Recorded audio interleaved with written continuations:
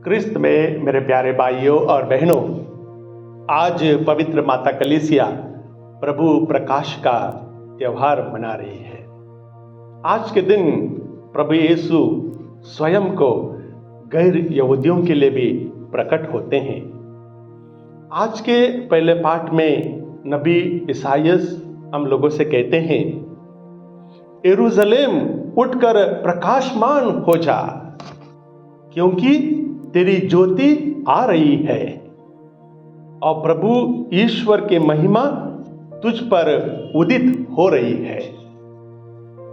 इसलिए प्रभु यीशु हम सब के लिए, हम सबका मुक्ति के लिए इस धरती पर आए। हम लोग यह न सोचे कि प्रभु यीशु केवल कुछ ही लोगों के लिए इस धरती पर आए हैं। वे दुनिया के सारे लोगों के लिए मुक्ति दिलाने के लिए इस धरती पर आए हैं। इसी बात को आज हम लोग आज के दूसरे पाठ में संत पौलुस एफिसियों को लिखते हुए कहते हैं, वह रहस्य यह है कि सुसमाचार के द्वारा यहूदियों के साथ गैर यहूदी एक ही विरासत के अधिकारी हैं। इसलिए प्रभु यीशु हम सबके हैं। प्यारे भाइयों और बहनों, अगर हमने अब तक प्रभु को पाने की जो खोज पूरी ना की हो तो जल्दी उसे पूरी करने के लिए कोशिश करें। प्यारे भाइयों और बहनों, एक क्रिब के सामने यह लिखा हुआ था, wise main and women still seek Jesus. ज्ञानी लोग आज भी प्रभु का खोज कर रहे हैं। क्या हमने प्रभु को ढूंढना, प्रभु को खोजना बंद कर दिया है? आलसीपन का जीवन आ गया है? जी हाँ प्यारे भाइयों और बहनों, बाइबल के पाठ से यह ज्ञात होता है कि पूर्व से आए ज्योतिष यीशु को ढूंढने के लिए उन्हें लगभग 2 साल लगे होंगे। तब तक प्रभु यीशु 2 साल के हुए होंगे और पवित्र परिवार बेथलेहम में सेटल हो चुका था। सब कुछ ठीक ही चल रहा था, परंतु जैसे ही ज्योतिष बेथलेहम में प्रभु यीशु को मिलने आ जाते हैं, सब कुछ अनसेटल हो जाता है। माता मरियम को, योसेफ को और नन्हे बालक यीशु को बेथलेहम छोड़कर मिस्र देश जाना पड़ता है। उसी प्रकार राजा हेरोद भी अनसेटल हो जाते हैं, क्योंकि ज्योतिष राजा हेरोद के पास आकर यह पूछते हैं, यहूदियों के नवजात राजा कहाँ है? हम उन्हें दंडवत करने आए हैं।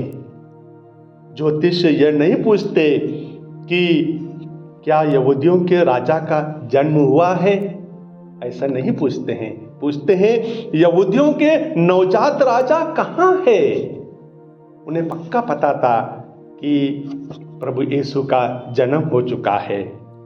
सुसमाचार से हमें यह पता चलता है कि राजा हेरोद इस सच्चाई को स्वीकार नहीं कर पाते हैं। वे क्रोधित होते हैं। वे चाहते थे कि उनके सामने और कोई राजा ना हो, इसलिए वे प्रभु को सर्वनाश करने की सोच रखते हैं और ज्योतिषों से कहते हैं कि हम भी प्रभु को देखना चाहते हैं, आप ढूंढ कर निकालिएगा। प्यारे भाइयों और बहनों, वहां पर राजा हेरोद को अनसेटल होना पड़ता है। कारण यह था कि वे अहंकारी थे, वे घमंडी थे। जी हाँ प्यारे भाइयों और बहनों, जब हम लोग अपने अंदर अहंकार पैदा करेंगे और घमंडी बने रहेंगे तो जीवन में कहीं ना कहीं अनसेटल होना ही पड़ेगा। क्रिस्त में मेरे प्यारे भाइयों और बहनों, उन 3 ज्योतिषों का नाम था मेल्कियोर, बल्तजार और गस्पर। वे गैर यहूदी थे, फिर भी वे यहूदियों का राजा को ढूंढते हुए आए थे। साथ में वे गिफ्ट भी लेकर आए थे, सोना, लोबान और गंधरस। सोना राजा का प्रतीक है और लोबान महायाजक पूजा अर्चना करने के लिए इस्तेमाल करते हैं और गंधरस मृत शरीर पर डाला जाता है। प्रभु के लिए यह एक प्रतीक था कि प्रभु यीशु राजा है और हम लोगों की मुक्ति के लिए वे सूली पर अपना प्राण न्योछावर कर देते हैं। क्रिस्त में मेरे प्यारे भाइयों और बहनों, हम यीशु के लिए नए साल में क्या गिफ्ट दे सकते हैं? हम प्रभु के लिए क्या गिफ्ट लेकर आए हैं? हम प्रभु के लिए क्या गिफ्ट सोच कर रखे हैं? हो सकता है इस नए साल में हम ईमानदारी से अपना जीवन बिताने का गिफ्ट प्रभु को दे दें। हो सकता है हम पवित्रता का जीवन बिताने का गिफ्ट हम प्रभु को समर्पित करें। हो सकता है हम प्रभु से यह कहें, प्रभु मैं आपका वेरी क्लोज डिसाइपल होना चाहता हूँ, ये मेरी इच्छा है। हम यह तोहफा प्रभु को अर्पित कर दें। प्यारे भाई और बहनों, ज्योतिष बेथलेहम में यीशु के साथ कितना समय रहे होंगे, कितना दिन उन्होंने प्रभु के साथ बिताया होगा, पता नहीं। जरूर आधा घंटे के बाद वहां से नहीं निकल गए होंगे, क्योंकि प्रभु को ढूंढने में उन्हें बहुत परेशान होना पड़ा था, बहुत दुख तकलीफों का सामना करना पड़ा था। हम जानते हैं कि जरूर ज्योतिषों ने प्रभु के साथ कुछ समय जरूर बिताया होगा। प्रभु के साथ कितना देर हम रुकना चाहते हैं? प्रभु के साथ हम कितना समय बिताना चाहते हैं? क्या मिस्सा बलिदान थोड़ा सा भी लंबा हो जाए घड़ी देखने लगते हैं? क्या घर में जब रोजरी माला विनती होती है, बाइबल का पाठ होता है, क्या थोड़ा लंबा होने पर नाराज हो जाते हैं? ज्योतिषों ने प्रभु के साथ मुलाकात की और मुलाकात करने के बाद वापस दूसरे रास्ते से चले गए। प्रभु के साथ रुके और वापस जाते समय रास्ता बदल दिया। अगर हम भी अपने जीवन में प्रेयर को थोड़ा महत्व देंगे तो अपने गलत रास्ते हम लोग भूल जाएंगे। एक अच्छा रास्ता पकड़कर एक नया मोड़ हमारे जीवन में जरूर आएगा। प्यारे भाई और बहनों, ज्योतिषों ने यीशु के पास पहुंचने के लिए कितना लंबा जर्नी तय किया होगा, कितने दूर तक वे प्रभु के पास आने के लिए रास्ता तय किया होगा। कोई बताते हैं 500 किलोमीटर्स, कोई बताते हैं मोर देन 1000 किलोमीटर्स। जरूर लंबा सफर था। 2 सालों से ज्यादा वो प्रभु को ढूंढते रहे। उनके पास विल पावर था कि हमें प्रभु को ढूंढना है, हमें यीशु को ढूंढ के निकालना है। उनके पास वो इच्छा शक्ति थी कि हमें प्रभु से मिलना है।